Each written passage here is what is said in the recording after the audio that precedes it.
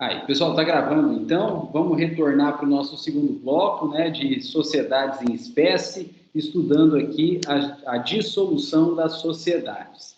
Nós já vimos a dissolução parcial, né, que é aquela que é feita para um único sócio, e agora, então, a gente precisa estudar as hipóteses de dissolução total, que é, na verdade, o próprio encerramento da sociedade, né? Então, deixa eu compartilhar a tela com vocês para a gente estudar, então, a dissolução total, que é o encerramento da própria sociedade. Aí. Bom, e a gente precisa, então, ver as hipóteses de dissolução total. A primeira hipótese é a própria vontade dos sócios, né? Os sócios não querem mais permanecer como sociedade, não querem mais permanecer em conjunto. E eles, então, por opção própria, dissolvem aquela sociedade.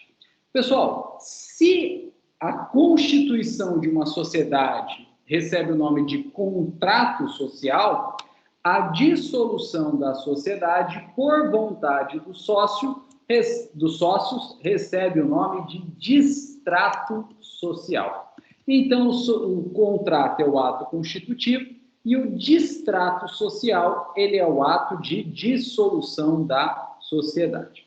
Pessoal, um detalhe importante, olha só, o quórum, né, a quantidade de sócios que precisa para se estabelecer um distrato, né? Tem diferença aí. Se é uma sociedade por prazo determinado e os sócios querem encerrar essa sociedade antes do prazo, e, portanto, na verdade, descumprindo o próprio contrato social, a lei exige que todos os sócios assinem esse distrato.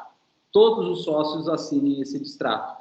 Então, para fins de dissolução total de uma sociedade por prazo determinado, antes do prazo, é necessário unanimidade dos sócios. Todos têm que assinar. Agora, pessoal, o que acontece na prática?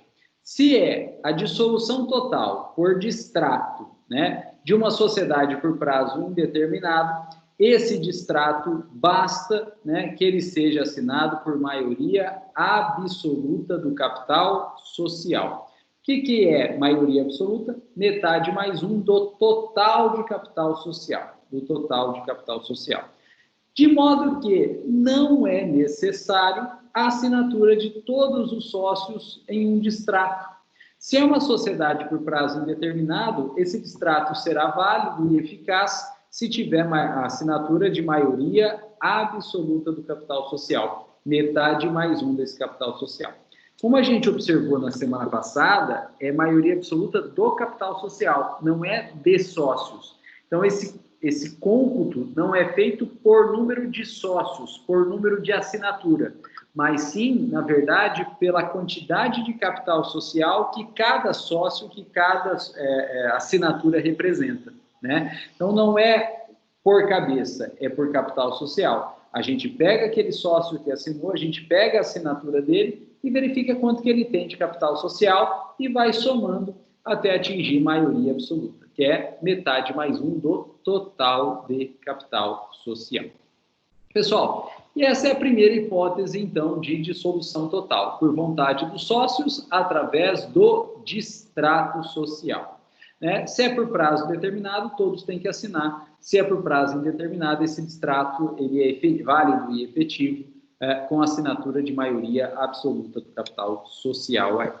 Pessoal, isso é pergunta de prova, né? Quantos sócios precisam assinar o distrato? Depende. Se é por prazo determinado, unanimidade, todos. Se é por prazo indeterminado, que é o que acontece, basta assinatura de 3/4 do capital social. Não é necessário, então, a assinatura de todos os sócios se ela é uma sociedade por prazo indeterminado. Bom, pessoal, segunda hipótese aí de dissolução total é a sociedade por prazo determinado, tendo havido decurso do prazo, né? Então, sociedade por prazo determinado, tendo havido decurso do prazo. é a hipótese de dissolução total. E se ela não for dissolvida, a gente já viu, passa a ter uma irregularidade, né? Passa a ser uma sociedade em comum. E o grande problema disso aqui, ao menos para o sócio, é que a sociedade em comum é de responsabilidade ilimitada. A sociedade em comum, ela é por responsabilidade limitada. Então, sociedade por prazo determinado, decorreu o prazo, tem que haver dissolução total. E se não houver, se ela continuar operando, ela se torna, então, uma sociedade em comum, irregular ou de fato, com responsabilidade, então, ilimitada. Pessoal, a terceira hipótese, ela é bem interessante, que é o caso de extinção de autorização para funcionamento.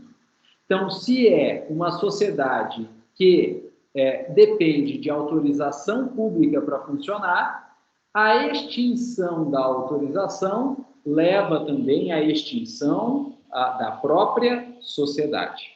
E o grande exemplo de sociedade que depende de autorização pública, governamental, para funcionar, são as instituições financeiras.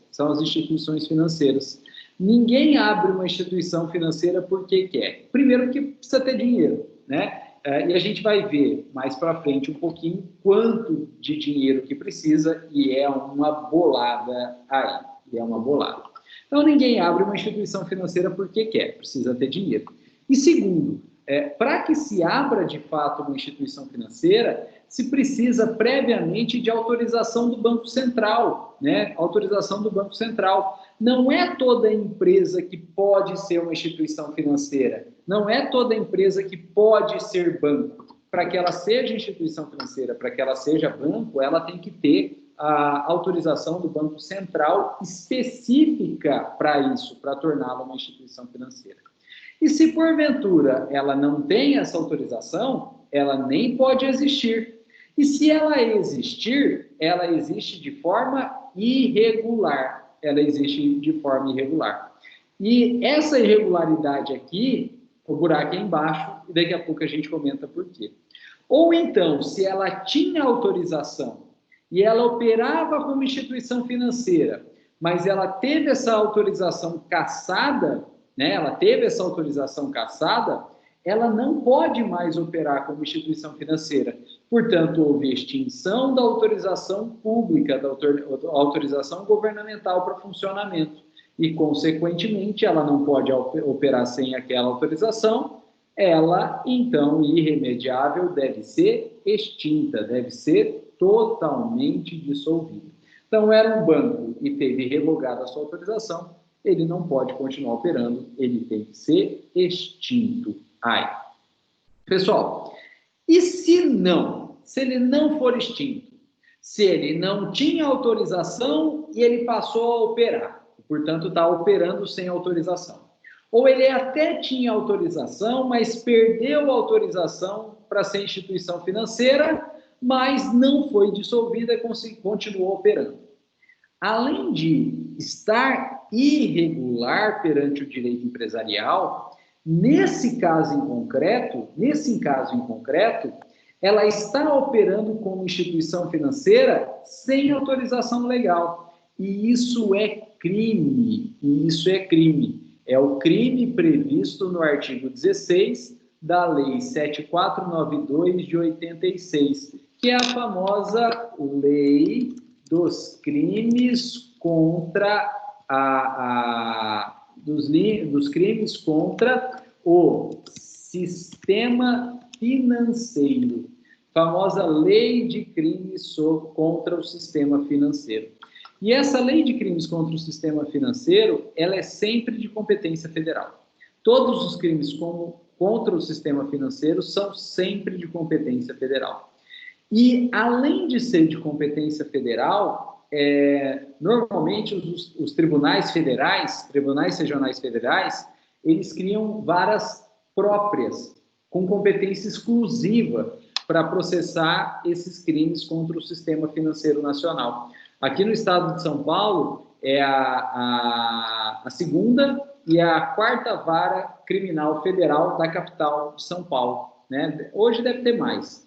Na época que eu morava em São Paulo, aí era a segunda e a quarta varas criminais federais aí, com competência exclusiva para processar e julgar crimes contra o sistema financeiro nacional, né?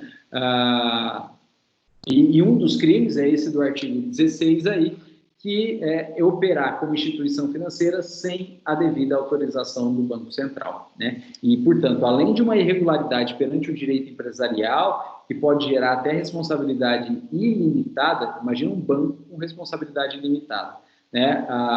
Os administradores desse banco, né, que não é banco, é uma empresa que opera como instituição financeira, mas não é banco, por falta de autorização do Banco Central, cometem esse crime, então, do artigo 16 da 7492, né? E existiram alguns casos, né? O que ficou mais famoso foi o caso investigado na Operação Sagatiara, né? Contra o Banco Central e um banqueiro conhecido como Daniel Dantas, né? O Daniel Dantas. Foi um fato, né, apurado pela Polícia Federal, e a galera foi denunciada aí com base nessa lei 7492. E o Banco Santos deixou de existir, né? Ele foi dissolvido, porque ele perdeu a autorização, se eu não me engano, ele perdeu a autorização do Banco Central, e aí não tinha mais autorização, ele tem que ser, então, dissolvido, além de toda essa responsabilidade penal. Pessoal, e além desse crime de operar como instituição financeira sem a devida autorização legal, essa lei de crimes financeiros, ela também tipifica como crime a gestão fraudulenta, né, de uma instituição financeira, e um famoso crime que todo mundo já ouviu falar, que é o crime de evasão de divisas, né? Evasão de divisas é um crime também previsto aí na 7492, se eu não me engano é o artigo 22 da 7492 aí, crime de evasão de divisas. E esse é um dos crimes que foi apurado ou que iniciou a apuração da Operação Lava Jato, né? Que ela investigava aí banqueiro, e um banqueiro que ele estava, então, em tese, praticando aí evasão de divisas, né? E foi aí que começou, então, a Operação Lava Jato, para apurar o crime de evasão de divisas.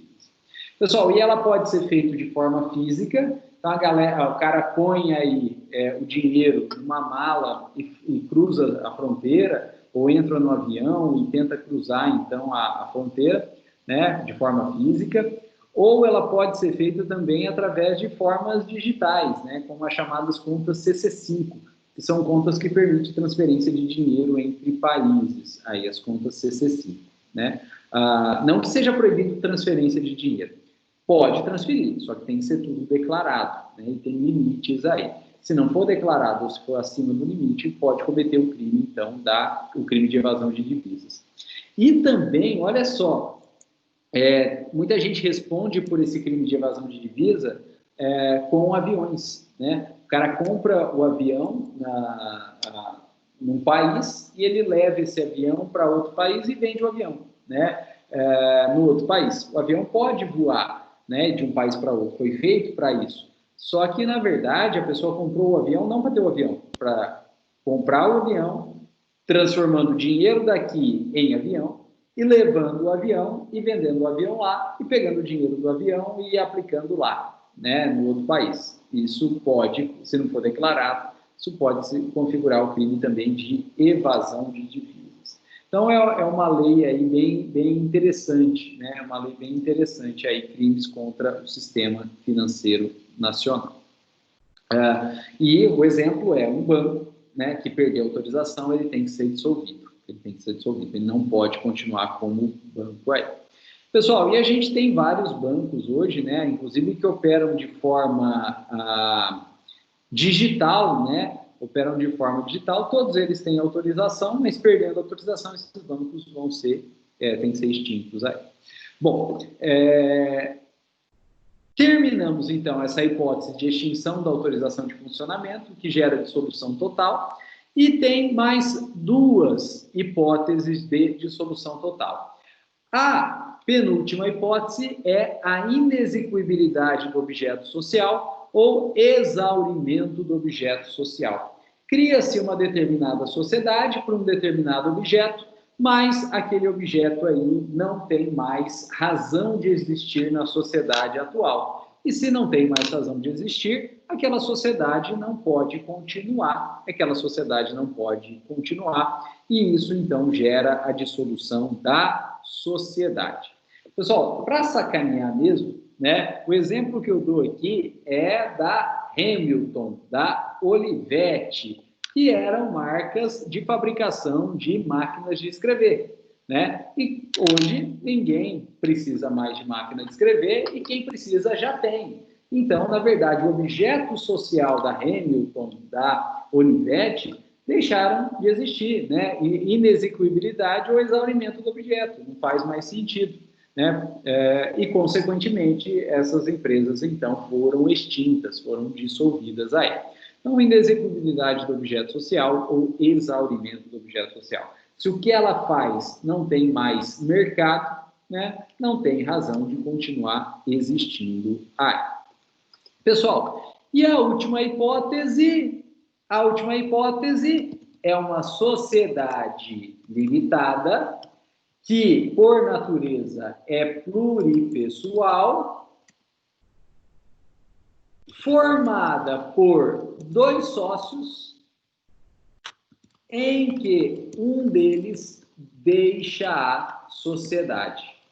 Se a sociedade limitada é pluripessoal, formada por dois sócios, e um deles deixa a sociedade, o que era a sociedade limitada pluripessoal se transformou em uma sociedade unipessoal. Se transformou em uma sociedade unipessoal. Pessoal, e aí existe duas hipóteses. Existem três hipóteses. Primeira hipótese, ela se transforma por vontade do sócio,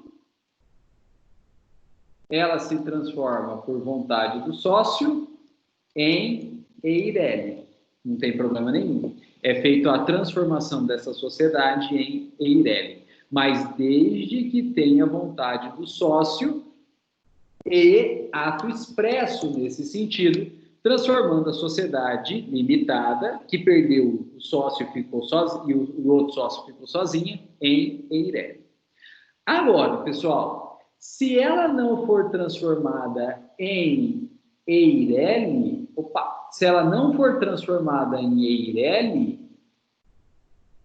ela vai poder existir como sociedade limitada unipessoal, só que apenas por 180 dias. Por apenas 180 dias. Por quê? Se dentro de 180 dias ela não transformou em EIRELI, ou então ela não adquiriu um novo sócio, ela vai ser dissolvida.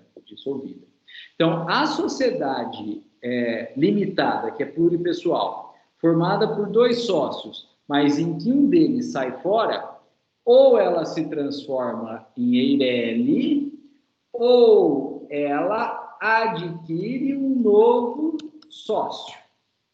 Ou ela se transforma em EIRELI, ou ela adquire um novo sócio. E quanto tempo ela tem para se transformar em EIRELI e adquirir um novo sócio? Ela tem o prazo de 180 dias.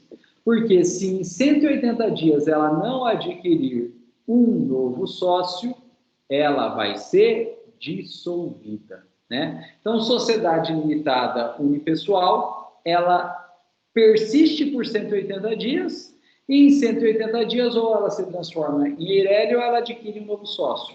Mas se ela não se transformou em EIRELI, ou ela não adquiriu um novo sócio, ela vai ser dissolvida. E é hipótese de dissolução parcial. Então, a sociedade limitada, ela pode ser unipessoal de forma temporária, por 180 dias. Após esse prazo de 180 dias, ela tem que ser dissolvida. E se não for dissolvida, ela continua operando, mas operando de forma irregular. E se ela está de forma irregular, ela terá, na verdade, responsabilidade ilimitada. Ela terá responsabilidade, então, ilimitada. Ilimitada.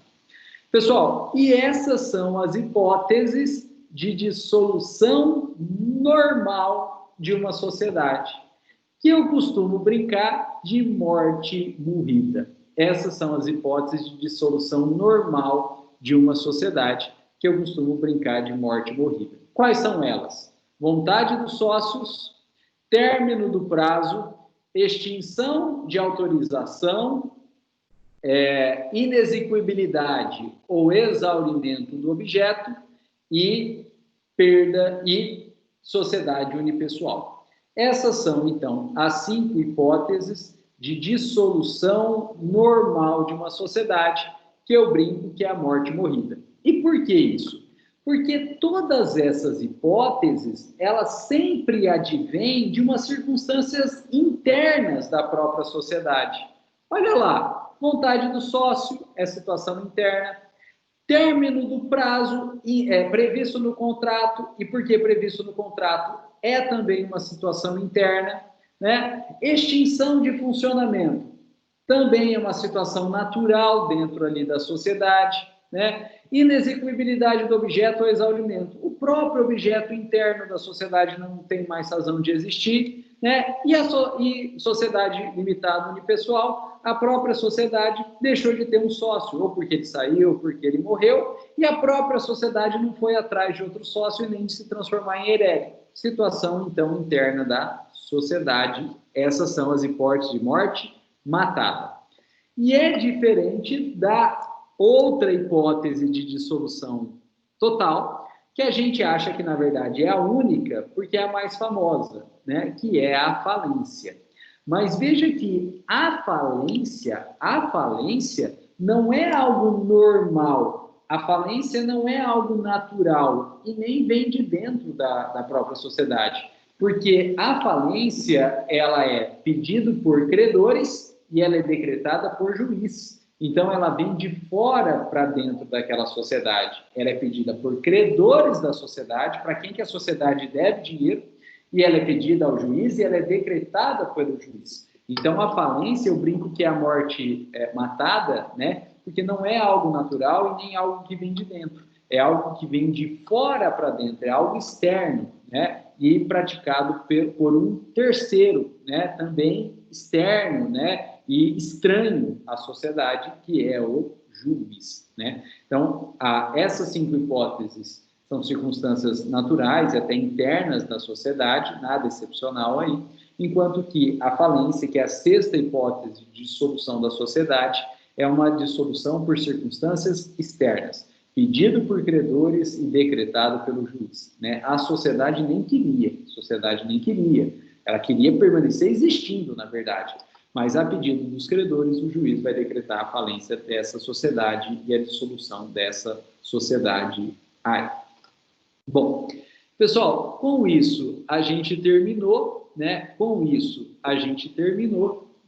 As hipóteses de dissolução, né? E aqui eu trago para vocês as formas de dissolução, né? Total. Se tiver a galera de acordo, no mínimo 3/4 aí do capital social, é feito o distrato.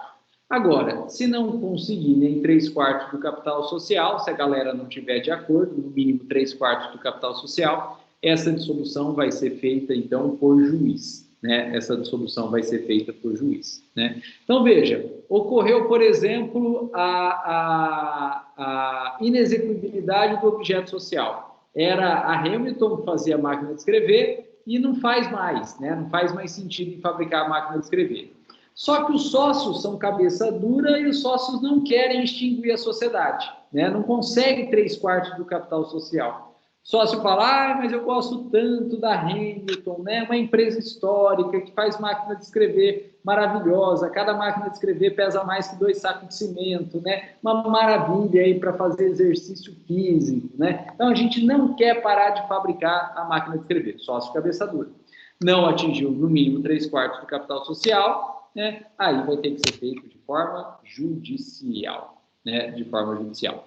Então, veja aqui, para definir se é feito de forma extrajudicial pelo distrato ou se é feito pela forma judicial, né, se é feito pela forma judicial, não importa a hipótese de extinção, importa, na verdade, a vontade dos sócios. Se a partir da hipótese de extinção, teve concordância do sócio, extrajudicial e pelo distrato.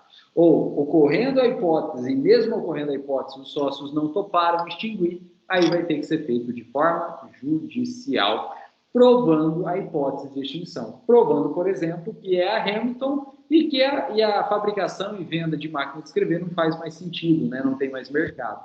E a operação daquela empresa aí vai gerar, na verdade, mais dívidas do que benefícios para a sociedade. Pessoal, e a última coisa que eu queria comentar com vocês, que na verdade, a respeito de sociedade limitada, que na verdade a gente até já comentou, né? Acontece muito da empresa parar as suas atividades, empresa para as suas atividades, só que ela não é dissolvida, não é dado baixa a essa determinada empresa aí, né?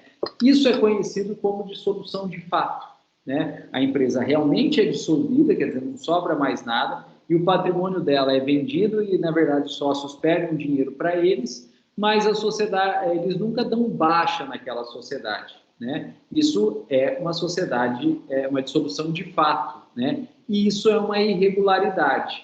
E por que isso é relevante para a gente no direito? Porque os credores vão ficar prejudicados. Porque os bens são vendidos e os sócios pegam dinheiro para eles e não pagam os credores. Então, os credores vão ficar prejudicados. E, consequentemente, olha só, esses credores vão poder pedir a falência da empresa, e também esses credores vão poder pedir a desconsideração da personalidade jurídica para receber os seus créditos dos sócios. Então, a galera aí que para uma empresa, que fecha uma empresa, mas não dá baixa real, formal dela perante o direito, você joga lá o CNPJ dela para pegar a certidão, está lá ativa, mas não existe, né? Tenta localizar bens, tenta localizar estabelecimento dela, mas não existe mais nada, não tem um gato para puxar pelo rabo, mas na certidão da Receita Federal está lá ativo, porque não foi da baixa, né? É possível que esses credores, então, prejudicados, peçam uma decretação de falência da empresa, né? Ou então, né, se quiserem também, como forma de recebimento dos seus créditos, peçam então a desconsideração da personalidade jurídica aí, né? Então, a dissolução de fato, né, que a empresa deixa de existir de fato, mas não é dado baixa, gera a possibilidade de decretação de falência e de pedido de desconsideração da personalidade jurídica.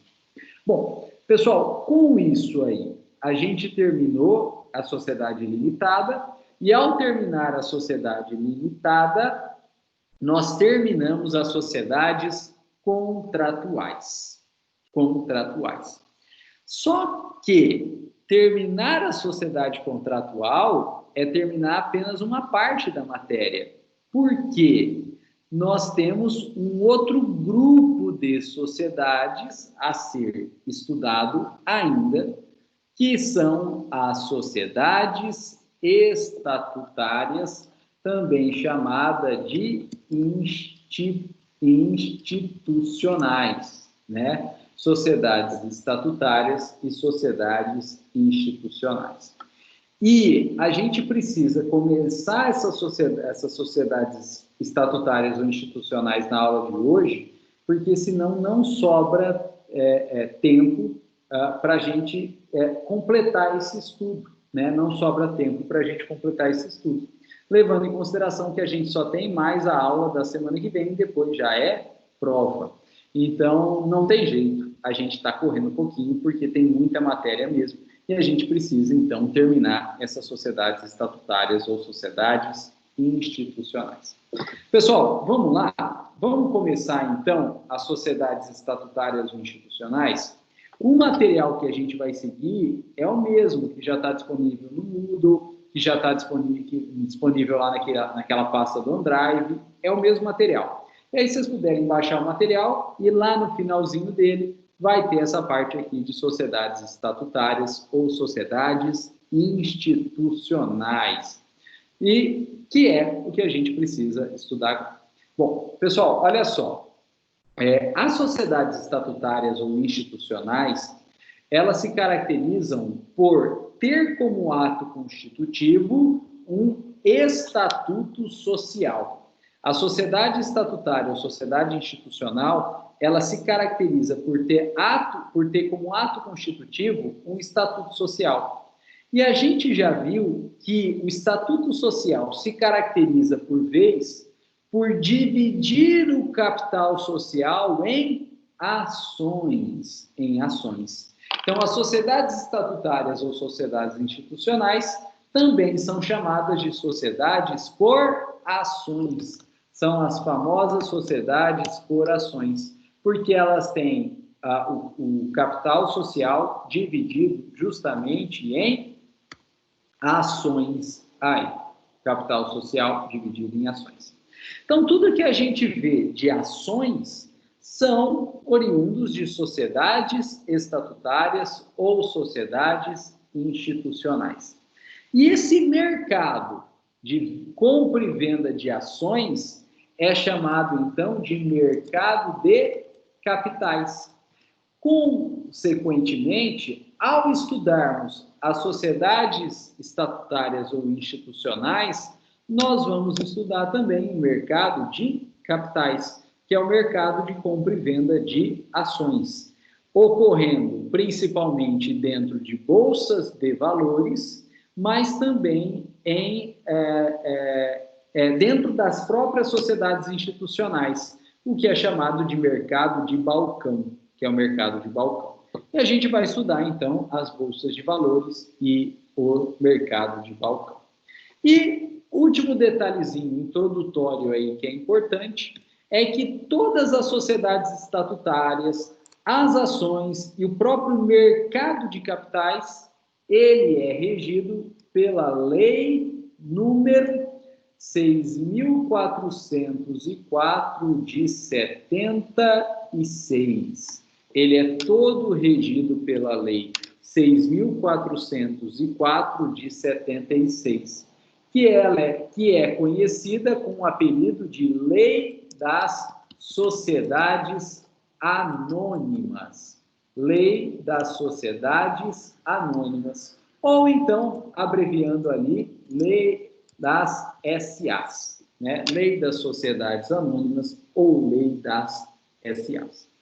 Pessoal, e veja que é uma lei de 76. É uma lei de 76.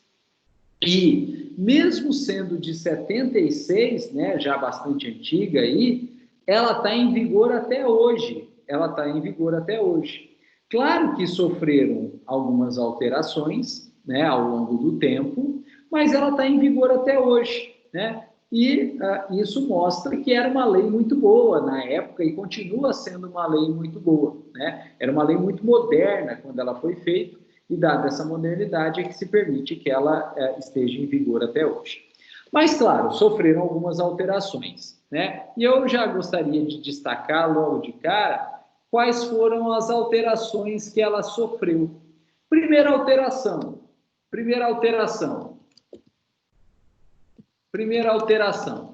Olha lá. Bobinho. Atualizou-se valores para real. Né? Porque ela é de 76, então ela não trazia, ela trazia a moeda da época, não sei se era cruzeiro, né? Cruzado, sei lá, mas era a moeda da época aí. E claro, ela foi atualizada então para real. Pessoal, segunda atualização, e aí é importante. Olha só. Originalmente, a lei exigia o mínimo de 7 acionistas para a criação de uma sociedade estatutária ou institucional. Precisava aí de, no mínimo, 7 acionistas para a criação de uma sociedade estatutária ou institucional. A lei foi modificada e hoje bastam 2 acionistas. Hoje bastam 2 acionistas. De modo que, para constituir uma sociedade estatutária hoje, vale a regra geral, inclusive da sociedade, a sociedade limitada. Bastam aí 2 acionistas. Bastam, no mínimo, 2 acionistas. E, em geral, essas foram as 2 alterações aí. Atualizou para real, né, e passou a sociedade institucional poder ser criada com apenas 2 acionistas. Além disso, criou-se sistemas eletrônicos, né, a Bolsa de Valores foi digitalizada, né, mas nada que seja diretamente importante para a gente aí. Né? O que é importante para a gente é que ela pode ser constituída hoje com 2 acionistas. Pessoal, essa mudança é de 2010. Se eu não me engano, essa mudança aqui foi em 2010. Mudança em 2010. Bom, pessoal, e para a gente finalizar essa parte introdutória, as sociedades estatutárias ou institucionais, elas podem ser estruturadas, né, segundo dois tipos societários. As sociedades estatutárias e institucionais, elas podem ser criadas segundo 2 tipos societários. O primeiro tipo societário é o tipo de sociedade anônima, ou também chamada de SA.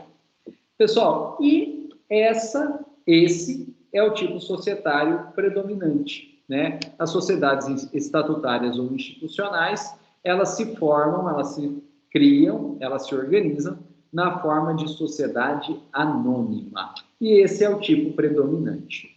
Mas a lei prevê um outro tipo de sociedade institucional, um outro tipo societário de sociedade institucional, que são as sociedades comanditas por ações, né? Sociedade comandita por ações. As comanditas por ações. Esse é o segundo tipo societário previsto para as sociedades estatutárias ou institucionais na Lei 6.404 de 76. Só que, na verdade, esse tipo societário de sociedade comandita por ações, ainda que ele tenha previsão legal, ele não acontece na realidade fática, né? Famosa mosca branca né? Ele não existe na realidade fática. Ele tem previsão legal, mas ele não existe na realidade fática. Por quê? Porque nós já vimos aqui que o termo comandita significa responsabilidade mista. E a sociedade comandita por ações, então, ela tem responsabilidade mista. No seguinte sentido, o acionista controlador, ele terá responsabilidade ilimitada, enquanto que os demais acionistas, que não são controladores, os demais acionistas têm responsabilidade limitada. Mas, na sociedade comandita por ações, o acionista controlador, ele tem responsabilidade ilimitada. E, obviamente, ninguém quer ter responsabilidade ilimitada. E, se ninguém quer ter responsabilidade ilimitada, ninguém vai optar pela sociedade comandita por ações. Então, isso não existe na realidade fática. O que ocorre na realidade fática mesmo são as sociedades anônimas. O que existe de fato, né? O que existe na realidade fática mesmo são as sociedades anônimas.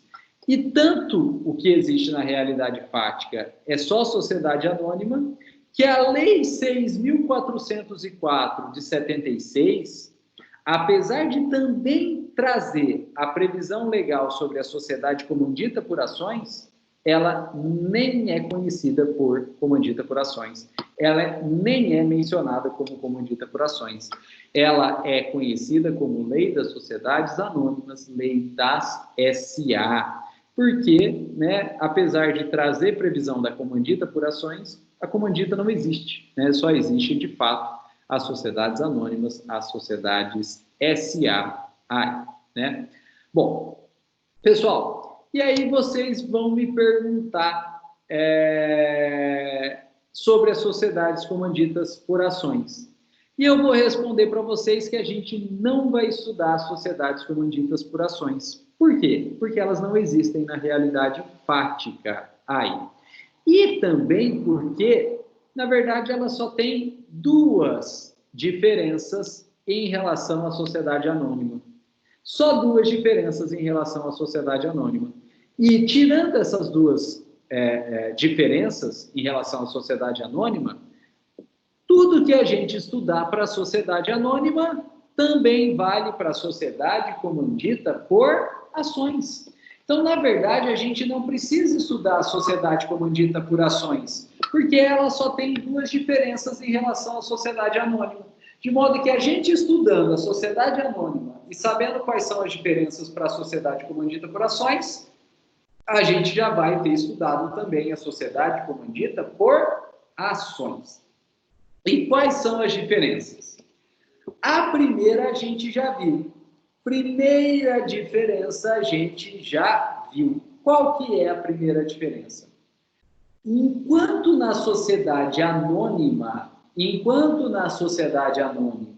a responsabilidade é 100% limitada, na sociedade comandita por ações a responsabilidade é mista.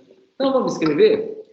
Primeira diferença, enquanto na SA a responsabilidade é 100% limitada, na comandita por ações, a responsabilidade é mista. De que forma? O acionista controlador tem responsabilidade ilimitada e os demais acionistas que não. Controladores têm responsabilidade ilimitada. Oh, desculpa. Tem responsabilidade limitada. Né? Essa é a primeira diferença, e é isso que justifica a sociedade comandita por ações não existir na prática. Porque o acionista controlador, o cara que manda lá, não vai querer ter responsabilidade ilimitada. Então, ele não vai assumir, ele não vai criar a empresa na forma de sociedade comandita por ações. Ele vai criar a empresa na forma de sociedade anônima. Na verdade, cria-se primeiro como limitada e depois converte a limitada em anônima. É o que normalmente acontece aí, né? Pessoal, e a segunda diferença é o nome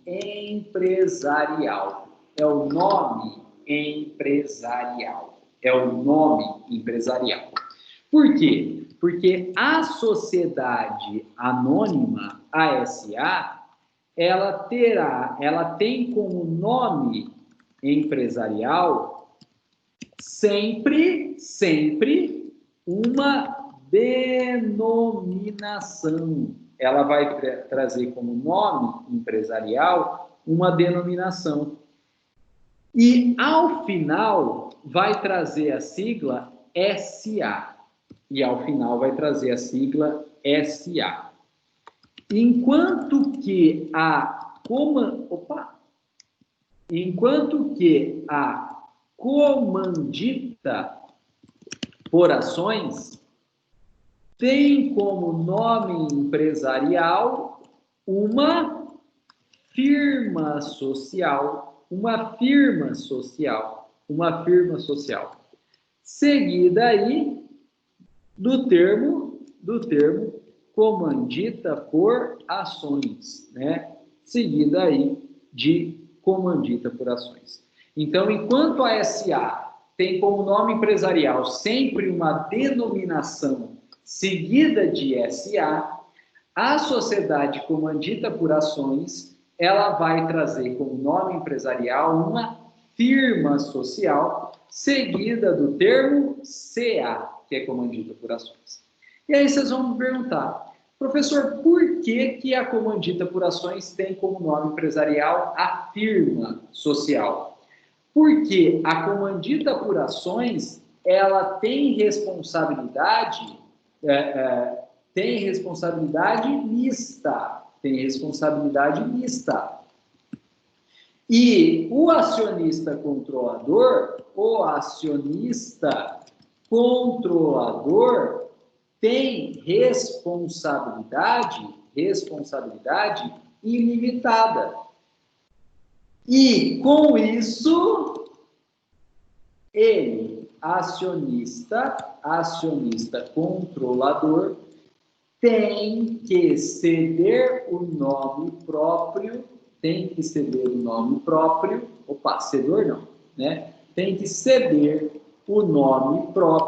o nome dele, o nome da pessoa física dele, para a empresa, né? E firma social é nome próprio.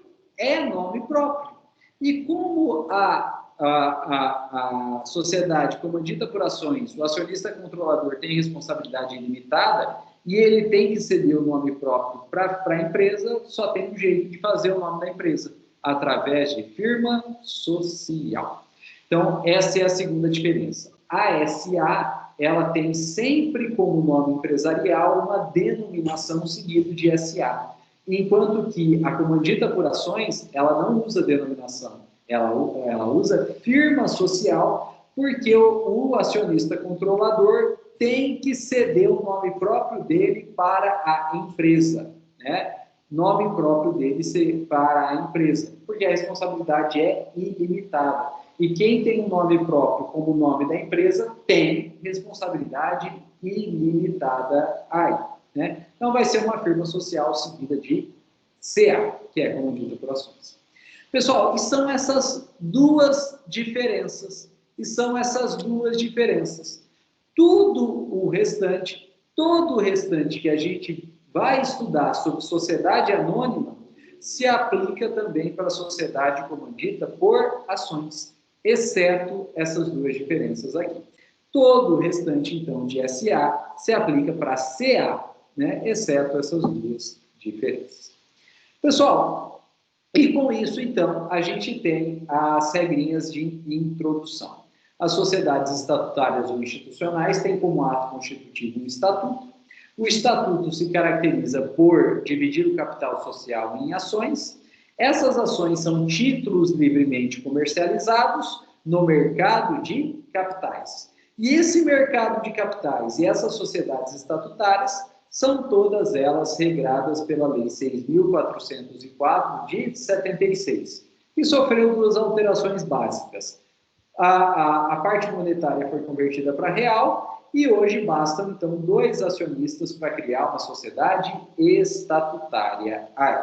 Essas sociedades estatutárias se dividem em sociedades anônimas ou sociedade comandita por ações. A sociedade comandita por ações se caracteriza por ter responsabilidade ilimitada, ao menos ao acionista controlador, então ela não existe na prática. E enquanto que a sociedade anônima tem responsabilidade 100% limitada e é o que existe na prática aí. Em razão dessa responsabilidade limitada, a sociedade anônima se vale sempre de denominação, seguido de SA, enquanto que a sociedade comandita por ações se vale sempre de firma social, seguido de CA. E aí, a gente, então, terminou as características básicas aí das sociedades institucionais, E a gente pode entrar, então, no nosso estudo dentro das sociedades anônimas. E a gente, então, pode começar o nosso estudo de sociedade anônima. Lembrando que esse estudo, ele não tem por base o Código Civil, ele tem por base a Lei de SA, a Lei 6.404 de 76. Então, o que a gente vai estudar a partir de agora não está previsto no Código Civil, está previsto na Lei 6.404 de 76. E, eventualmente, os artigos que eu vier a citar aqui vão ser referentes, então, à Lei 6.404 de 76. Bom, pessoal, sociedades anônimas, então. Sociedade anônima é uma sociedade institucional e a grande característica dela é que ela tem um capital social dividido em ações. E aí vocês vão me perguntar, professor, por que a sociedade anônima, que tem um capital social dividido em ações, ela é chamada de sociedade anônima? Porque se a gente pegar o Estatuto Social da Sociedade Anônima, ele traz a previsão de quantidade de ações. Quantidade de ações. A sociedade anônima, ela sabe quantas ações ela tem. Mas essas ações, elas são títulos livremente comercializados no mercado. De modo que, ora pode estar o Especiato, que pode vender para o Luciano, que pode vender para a Cleusa, que pode vender para a Glauciane, que pode vender para o Robson, que pode vender para a Camila e, na verdade, pode vender para quem quiser. E a gente, quando eu digo a gente, é a própria sociedade anônima, ela sabe quantas ações ela tem, mas ela não sabe quem são os donos dessas ações, porque elas são livremente comercializadas. Então, ela não tem o nome dos acionistas. Ela nem sabe quem são esses acionistas. E por isso ela é chamada de sociedade anônima. Não porque ela não tem dono, ela tem. E quem for o detentor das ações serão os donos da sociedade anônima. Ela não tem, na verdade, o nome desses donos. Ela não tem o nome dos acionistas. E por isso, então, que ela é conhecida como sociedade anônima, porque ela não tem os nomes aí. Pessoal, então veja que quem não tem essa informação aí, acha que sociedade anônima é uma sociedade fantasma, que é uma sociedade irregular, né, que existe algum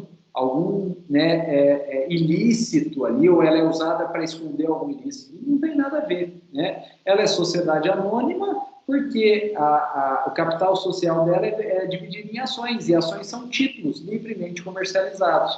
Então, na verdade, ela não tem o nome de quem são os donos, e esse quadro societário, ele é mudado a todo momento, porque sempre tem alguém comprando e vendendo ações daquela sociedade, e a sociedade nem fica sabendo aí, né? A sociedade anônima, na verdade, só vai ficar sabendo quem são os donos dela, quem são os acionistas, quando ela realiza uma assembleia, né?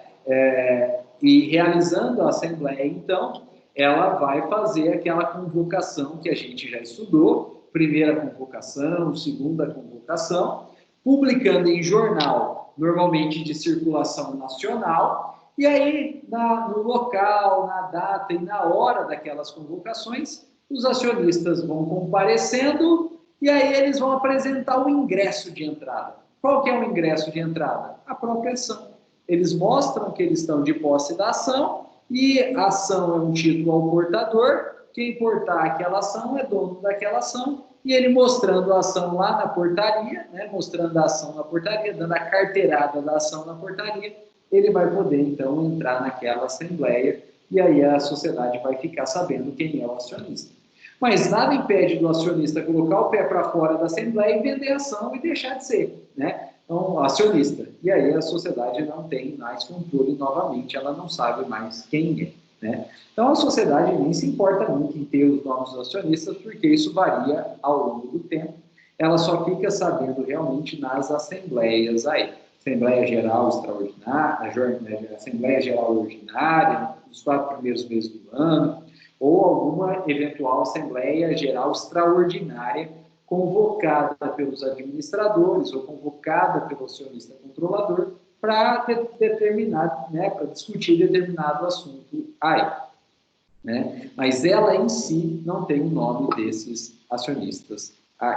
Por isso que ela é conhecida como sociedade anônima. Bom, pessoal, características importantes das sociedades anônimas.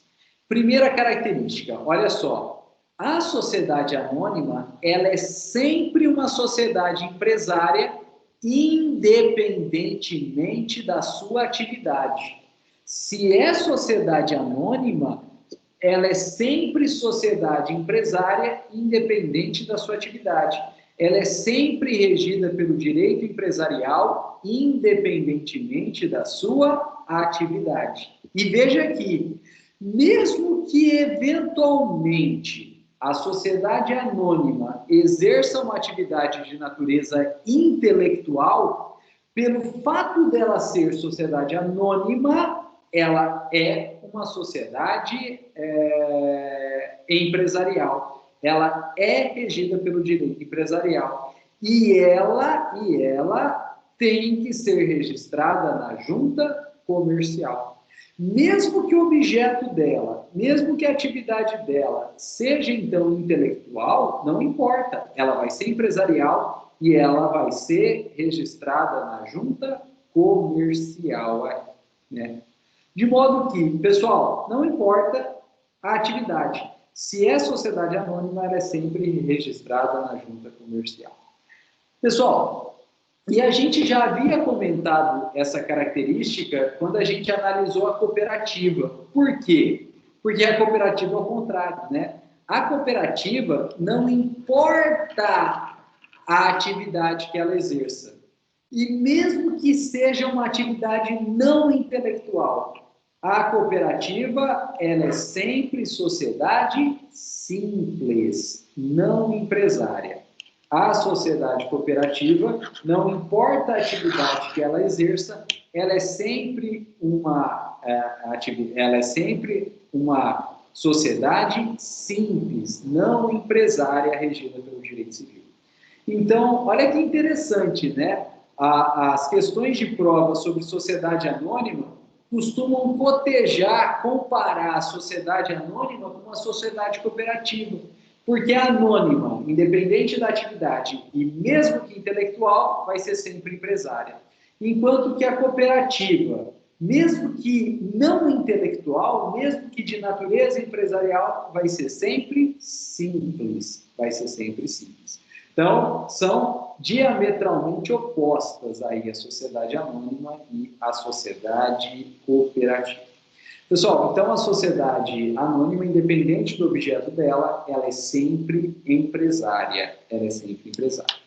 Bom, pessoal, segunda característica a gente já viu, né? As sociedades anônimas, elas têm um nome empresarial,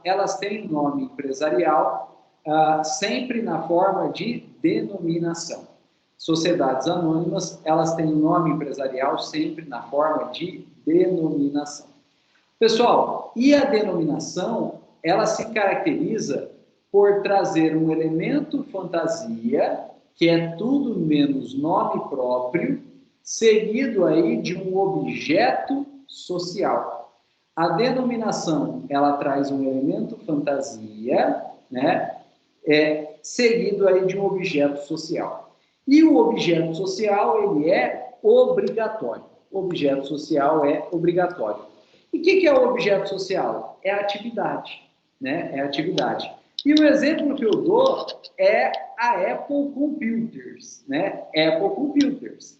A Apple Computers faz equipamento eletrônico, só que ela chama Apple, que é maçã. Mas não tem nada a ver com maçã, com campo. Claro que não. Mas por que a Apple Computers, que faz equipamento eletrônico, chama Apple, que é maçã? Porque Apple é um elemento fantasia. Apple é um elemento fantasia. Não precisa ter algo a ver, e não tem nada a ver aí com aquela determinada empresa em si. É elemento fantasia. Escolheram a Apple porque acharam bonito o símbolo, sei lá, né? Sei lá por quê. Elemento fantasia. seguido do objeto social, mas o objeto social é obrigatório. Então, Apple Computers tem que ter o objeto social é obrigatório. Pessoal, e veja que essa denominação, que é o elemento fantasia mais objeto social obrigatório, ele vai ter que ser seguido de SA, né? Então, ao final, vai ter SA, que é Sociedade Anônima. SA, o final é Sociedade Anônima. Pessoal, só que essa é a forma manjada. Essa é a forma manjada de fazer a denominação da sociedade anônima, que é usando a denominação seguida de SA. E tem uma outra forma que não é tão manjada assim. E por não ser tão manjada assim, é o que normalmente é perguntado em prova. Olha só, é possível fazer a denominação de uma sociedade anônima sem colocar SA ao final. Mas se não vai colocar SA ao final, tem que colocar o termo companhia no começo. Companhia no começo. De modo que, olha só, se o nome empresarial começa com o termo companhia, uma coisa é certa. Trata-se de uma sociedade anônima. Se o nome empresarial começa com companhia no começo, trata-se de uma sociedade anônima. Isso é questão manjada de prova. Eles perguntam aí, selecione o nome empresarial de uma sociedade anônima e coloca vários nomes empresariais. Você, né, a gente, acostumado com algo que é manjado, vai buscar o SA ao final. Se tiver, claro que vai ser sociedade anônima, mas não vai ter nenhum nome empresarial com SA no final. Por quê? Eles não estão seguindo a regra manjada, eles estão seguindo a regra mais exclusiva aí, né? E então, dentre aqueles vários nomes empresariais, vai ter um que vai começar com companhia. O que começar com companhia é a sociedade anônima. Nome empresarial que começa com companhia é a sociedade anônima. Exemplo, Companhia Brasileira de Distribuição.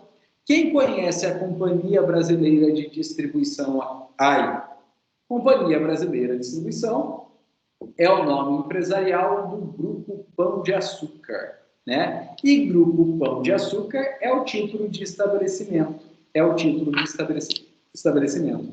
O nome empresarial do Grupo Pão de Açúcar é Companhia Brasileira de Distribuição. E a Companhia Brasileira de Distribuição, só de ler o nome a gente sabe que é uma SA. Como se não tem SA ao final?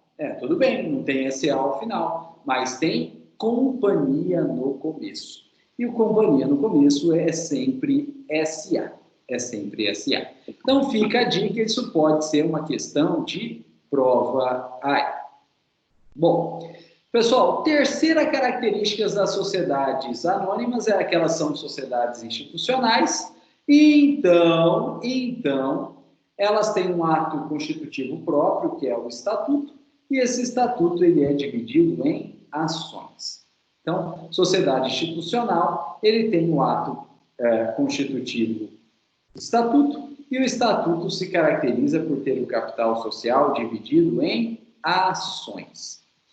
Pessoal, e a última característica das sociedades anônimas é que toda sociedade anônima é sempre uma sociedade de capital. Falou em sociedade anônima, falou em sociedade de capital.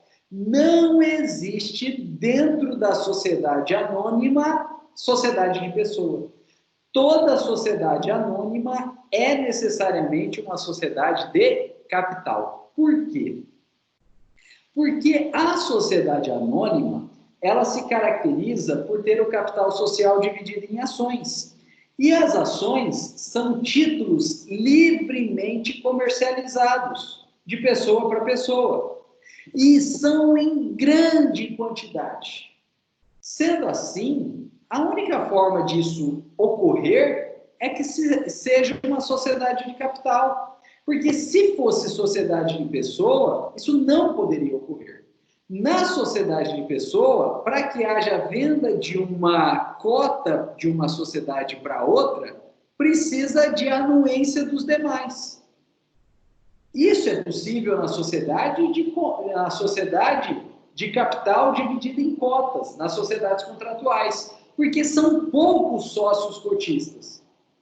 Isso é impossível na sociedade anônima, porque são zilhões de ações.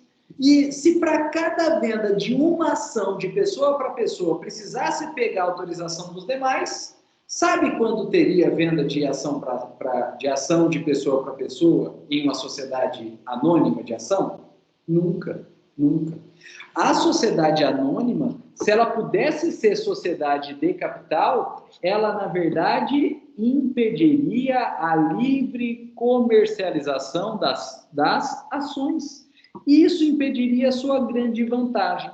Por isso que as sociedades anônimas, elas são sempre sociedade de capital. Sociedade anônima, ela é sempre sociedade de capital para permitir a livre comercialização das ações.